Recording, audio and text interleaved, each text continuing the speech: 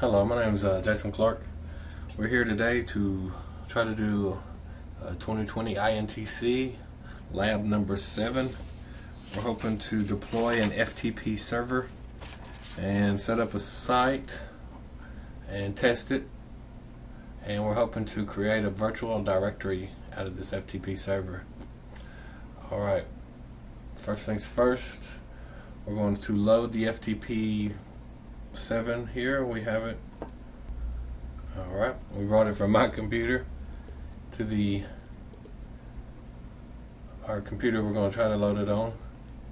We're going to try it now on here. And as you see, it's installing FTP 7, not 6. If we'd have went through our normal roles and features and stuff, we'd have found FTP 6. We don't need that. So we went out and got FTP 7. Agreeing to all the terms and agreements. We need all of this. We're going to go click next. Install it all. And there we go. Alright. I guess we have completed our installation. Now we're going to go ahead and create an FTP site, and we're going to try to test it. To do that, we're going to go start off first at on our first server number 1. We're going to start on our ISS manager. Continue. We're going to right click on the sites node, so we're going to open up server. Alright, we're going to right click on sites node. We are going to, from the menu, we're going to select the add FTP site. We're going to give the site a name. The site name will be FTP701. The physical path we're going to browse for, just because it's easier. Go into our C drive. Underneath our C drive, we're going to look for INET pub. Under INET pub, we're going to look for www root. We got it. That looks good. We're going to put it right there. That it will be our physical path straight to our file site name. We'll click next. In the bindings and SSL settings, we're going to allow the SSL settings to go, and everything else will stay the same. Under our next part, our authorization information, we're going to check the anonymous box.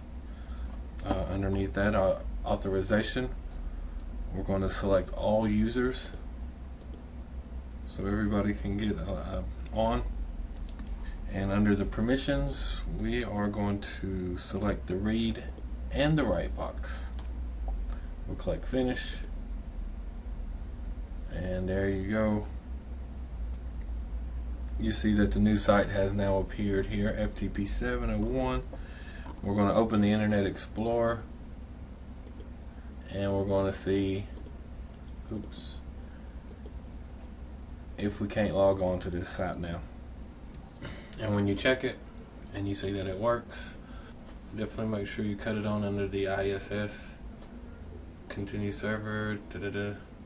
There was a little square right here. It needed to be started, so mainly just make sure you right click on it, manage the site. Just make sure you start it up.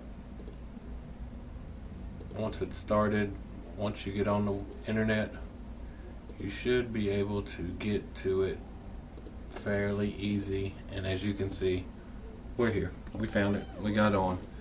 So our test connectivity is good. We're also going to try to connect on our second server. Alright, here we go. We're on our second server, our partner server. We're going to actually, like I said, we're going to try it out. But before we try it out, we need to make sure we have our firewall off, because if we do not turn our firewall off, we will not be getting on at all. So make sure you go to the control panel, double click on the firewall icon, and go down here to cut this off. Alright, it is off. Alright, you'll see this warning. It'll be alright for now. Pull up the internet. Let's type it in. See what we get. FTP. Unfortunately, we are not able to connect to our FTP 2020-01 server from our partner server. Now we're on our third part. We're going to create a virtual directory. We're back on our first server. We got to get into our internet ISS box. We're going to right click on this, FTP7, and we're going to look for the add virtual directory. Under the alias student 1, we're going to go to our browser and actually look it up. C folder, users, and student 1 is the one we was wanting. We're going to just push OK. As you can see, here goes our physical path. Connect as. Make sure we click it. In here we got our connect as. We're going to go connect as a specific user option. We're going to go set this. Our username will be Contasso / We're going to give it our password. Click OK. Click OK. And click OK. Alright, now let's go to our internet. Here we still are on our first server. Let's hit the refresh button. Everything still pops up. Everything still is good on our first server. At the very end, as you can see at the end up here, we're going to type in students, what we had just made on our virtual server, and we're going to try it again.